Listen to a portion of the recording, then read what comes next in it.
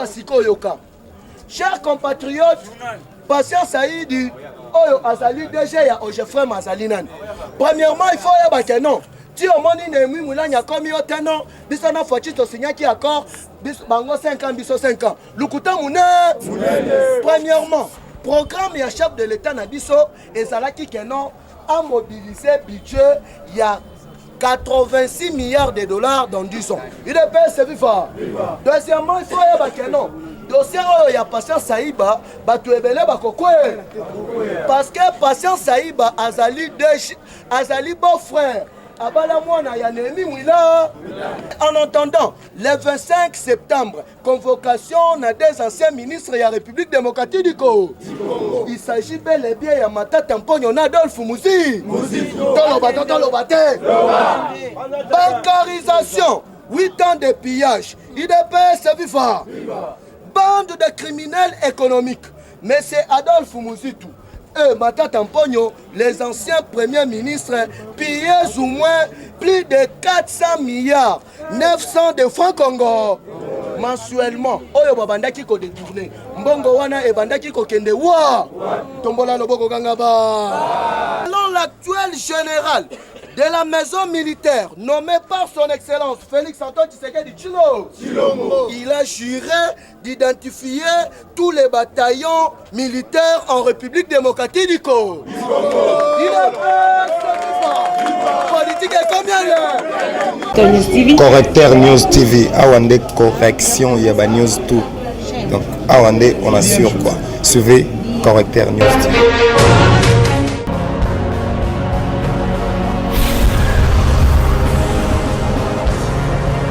S'abonner massivement.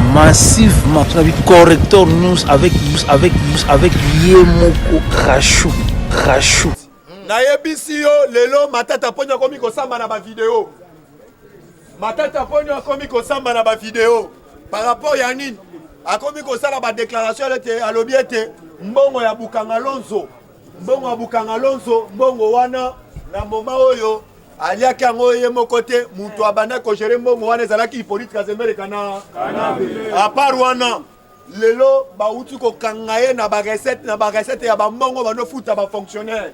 Bambongo ba miete banda kotika na ba banque. Yende mutu abanda ko silize mbongo wana banda okende wa. Lelo tomona Matata Ponyo. Ni oyo tobengi lelo kweta tongela biso Bukanga Lonzo e boteli biso université oyo tobengaka Maponye. IDPS FIFA. Combattant pesa vive longa na ebisa. IDPS FIFA. Fatibe. Combattant na ebisio lelo ezali oyo tobenga kasombela bisaka. Lelo balobi tous les combattants ine matinée politique na permanence à IDPS. Ici ko ezali yebela. Balobi dimanche combattant balobi la ta pembe. Dimanche to ana ka fumba na meeting libanda ya permanence. Ezali journée oyo tozo ko kanisa baninga na biso bawa pona litu oyo biso na yo lelo totelemiao IDPS FIFA tokotuna bango est-ce bakufela mutu est-ce bakufela camarade na bango na marche awa bisika bazali bake biso tolobi ete pouvoir o tokotika ngo lelo te yango landaki awa lelo oyo tozobenga abeshole auti kosala déclaration alobi boye akebisi oyo tobengi ba député auti ko saluer lisusu oyo tobengi tamwe mwamba na ndenge balobi bakosala recette pona koboma mbongo pona élection ya 2023 biso toyebisi bango 2023 élection eza biso tokokende na recensement général il fallait toyeba nani aza congolais nani pe aza congolais parce que tozalaki na mboka oyo papa tomoni kaka parce que bitumba toza nango na mboka yebe ezali ba vrai autochtone na ba étranger ba occuper mboka oyo il fallait tocha bango liba yango tolobi muluba mukongo muswahili biso nyonso beto na be IDPS viva parti au pouvoir viva Fatime toloba te Kabila binyaki yebiko tombola loboko gangaba. Alors, on va comprendre à la une de ce matin, Monsieur Antonio Tajeni, Oyo Alaka, ancien président ya Parlement européen. UDPS viva. Viva. Toloba te. Na monsieur Maurice Sansoli. Oyo azali actuel président ya Union Euro. Basengi ba créer tribunal ya ko enquêter sur ba crime nyonso contre l'humanité. UDPS viva. Dilia ki bango biko. Mais en entendant réseau ya internet na kingakati bakata te basali nini. Mais avant tokota tozo bandana na nomination ya mukolo ya lobi. Mukolo ya lobi chef de l'état anomaka chef ya maison civile ya maison militaire te asali nini. Déclaration na ye sala kini. Toloba te. UDPS viva. La muka FCC bako tuna ngulu aboya rata asali nini. Alobi tuna même alobi na bango nini. UDPS viva. Parti au pouvoir viva. Politique comme elle est. Awa siko yoka fongola matoi oyo. Toyebi sarabino tout le temps que non machine ya politique ezali ide. Kuna patience aidi ya tubela rata salini. Alodinga na zana ngai no. Muto bandaki ko sala makambo nyonso Joseph Kabila, Jeannette Kabila na Zoé Kabila misumavo. UDPS viva. Chers compatriotes ezali déplorable. Ya kenon bongo ya Ofida na Ojefrem et bandaki okende na mboka ya ta. Mais pas seulement ça, na tongo wa plusieurs révélations. Passeport congolais et bandaki ko salema na mboka ya Rwanda. Parce que à l'époque oyoba Afdel Bakotaka Mobutu Akimi baibaki serveur central ya identification. Alors yangona bakamataki ba Rwanda ebele bapesi bango bakombo ya bakasaya ya kombo ya bato bandundu na kombo ya bato Équateur. Awa vérité ya banaka te sali nini. Toloba te. To panza te. Fatime. De l'autre robimisa tokoloba nyo. UDPS viva. Awa siko yoka. Nomination au sein de la maison militaire FARDC en République démocratique du Congo. Le général Frank Tumba Biamunda qui remplace le général Jean-Claude Yav, un kabiliste disons. UDPS viva. Selon l'actuel général de la maison militaire nommé par son excellence Félix Antoine Tshisekedi Tshilombo, il a juré d'identifier tous les bataillons militaires en République démocratique du Congo. Politique est combien là? Fatime, il faut bailler bataillon. Actuel général, oyo ba nommé na maison militaire, kombo na ye Frank Tumba Biamunda. UDPS viva. Pona nini ba cheye wana eza po banda nanu ko contrôler. Ba dépôt ya ba armes nyonso na République démocratique du Congo. Ba identifier minduki nyonso. Ba yeba tozali na combien de bata? Tozana na combien de jeux? Yo komaki général. Pour comme général, il faut au bout. Nani a tchaki yoche. Tombola le woko gangaba. Mais pas seulement ça. Il faut pas identifier baka militaire nyonso ya République démocratique du Congo. Parce que na kati ya baka bakomi koteka ba mapangu. Okuta na kati ya camp bana ya ba 30 ans bafandi kaka na camp. UDPS viva. Du makambo wana il faut esi. Tombola le woko gangaba. Fatime. Awa siko yoka. De janvier à décembre, na RDC eloko ekosalema etikala kosalema te. Awa Union européenne alobi boye.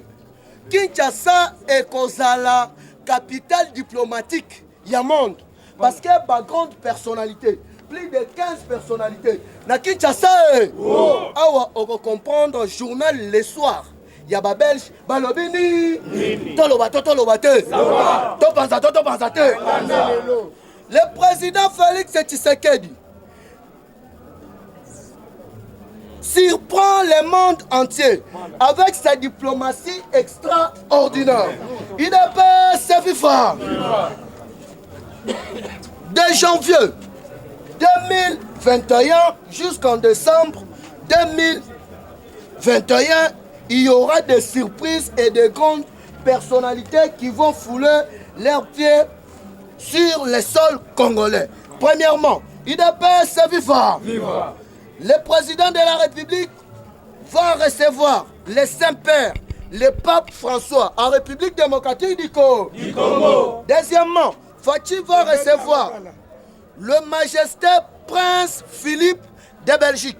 IDPS viva. Na Congo, président Akoyamba prince William. Na Congo, président Akoyamba empereur. Ya Japon. Na Congo, véritable invité ya chef de l'État. Atikala Konyata na Afrique, Atikala Koya na RDC pour la toute première fois. Donald Trump, tchou. Na Congo, Akoya Kosala ni. Tobola Loboko Gangaba. Quatrièmement, Torozala na chancelière allemande, Angela Merkel. Na Congo, Tokozala na Ursula von der Leyen. Tokozala na Emmanuel Macron. Tokozala na Benjamin Netanyahu oyo azali premier ministre. Nyonso wana eza pona Union européenne na États-Unis d'Amérique baza na nouvelle politique pona Afrique. Mais mutu oyo il faut ajouer à pointer ezali Félix Antoine Tshisekedi Tshilo. Nous balobi boye partenariat ya Union européenne na États-Unis d'Amérique. Et ça, il y a demi-siècle. Au conseil l'opposition, Tiokole.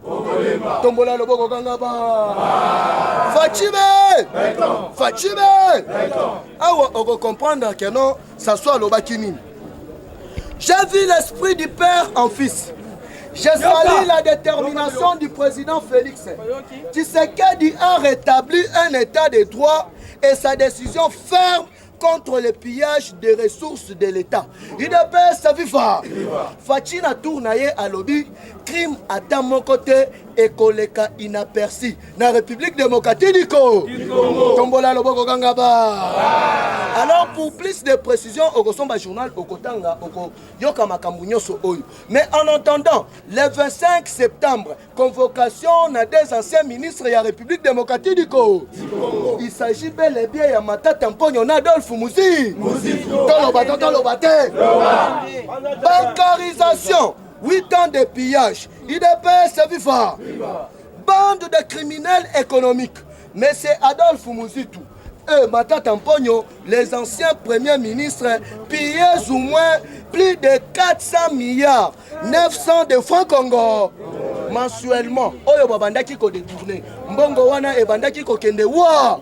Tombola Loboko Gangaba. Fatime. Awa siko yoka. Chers compatriotes, Patient Saïdi, Oyo Azali DG ya Ojefrem Mazalinan. Premièrement, il faut y avoir non. Si au monde ne mi mulanya comme yo teno, biso na fochi to signer qui accord, biso bango 5 ans, biso 5 ans. Lukuta mune. Premièrement, programme ya chef de l'État na biso ezalaki kenon a mobilisé budget il y a 86 milliards de dollars dans 10 ans. Il est payé, c'est vivant. Deuxièmement, il faut y avoir kenon. Dossier il y a Patient Saïba, batu ebele bakokwe. Parce que Patient Saïba azali beau frère. Abala mwana ya nemi mwila. Yango omoni FCC bakomi en panique. Lelo ba juge oyo bazana dossier wana ba beleli. Balancer cri d'alarme parce que bazo recevoir ba menace, ba appel ya menace de mort. Du chef de l'État à garantir bango sécurité ande. Parce que na kati ya dossier wana batu ebele bakokwe. Tozali na 2016 toloba te. To panza te. Awa lelo toloba ki bien tokobimisa nyo. IDPS viva. Parti au pouvoir viva. Tozali na 2016 Kabila a un niveau à Tanzanie. A inauguré soi-disant fondation Joseph Kabila Kabange, président de la République démocratique du Congo. Tozalina le 16 octobre a inauguré immeuble Oyo Ezokoute. Voilà, il y a 412 millions de dollars. wana nyonso mbongo ya RDC ebandaki kokende Tanzanie ezozwa prise en charge ya bamilitaire na bapolisi ya Tanzanie na bapolisi ya Rwanda na basoda ya Rwanda wana mbongo na biso ya contribuable congolais epesi fwa chikanda makasi yango bomonaki Kabila jour wana akeyiba kutana naye service ya protocole bayebise papa bima libanda toka hii tuyavambe tombola loboko kangaba IDPS FIFA. Deuxième révélation na dossier ya Patient Saïdi makambu ebimi toloba te chers compatriotes ezali inacceptable.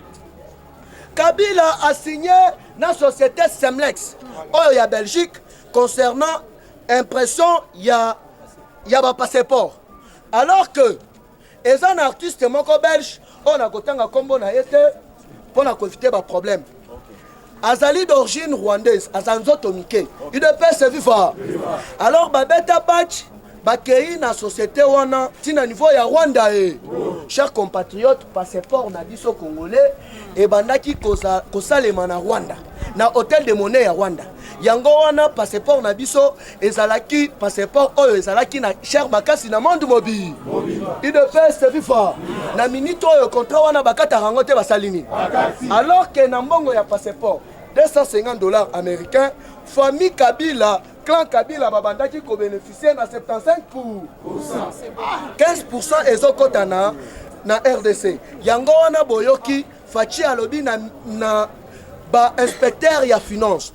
Tous les ministres ya affaires étrangères balekana na RDC na étape ya Kabila entre autres Chao Kitou Raymond Chiba il faut basala bango audit mbongo wana ebandaki kokende wa bolukaki état de droit yango toloba te IDPS FIFA Fachiba balukaki yango bakosilisa ya awa chefudi matata lobi alingaki akima accueilli akende ko se faire soigner akoma boye petit moko ya mukasa mukuse boye ya mwasi ngalula soki nani wana Gina il est se vivre akota na avion boye amoni matata mponyo abambi journal na mi atunie matata mponyo jambo ye okeiwa o minenda kwenda ebise na malembe tulu kitana politique komiele tombola boko kangaba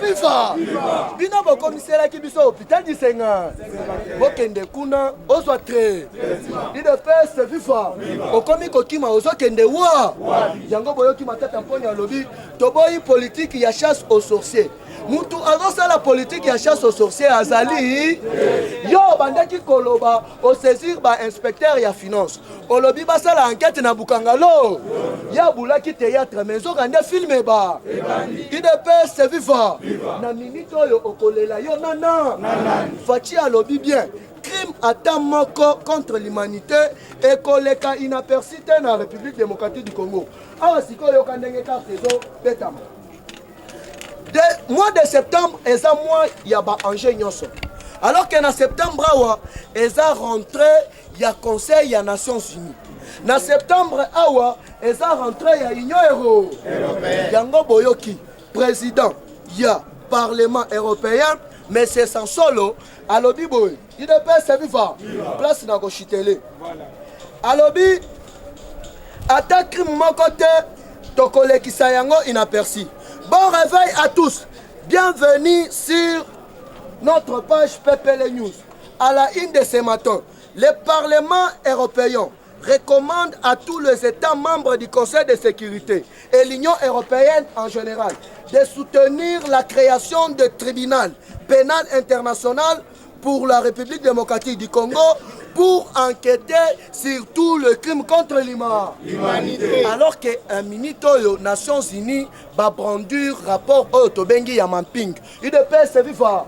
Rapport wana eza ya 82 pages. Chers combattants, ba crime nyonso oyo Kabila a posé. Ezali naka. Alors ceux qui osent na posa ya rapport Yamamping oko contacter na plus 243 89 784 33 42. Na continue de la yo yango. Alors pona lelo abou Merci beaucoup. Ok. Maman Charlotte Correcteur News TV, Awande correction, il y a news tout. Donc, Awande, on assure quoi. Suivez Correcteur News TV.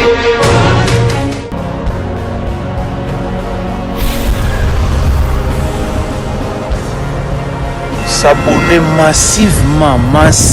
Vous avez Correcteur News avec Yemoko Crachou.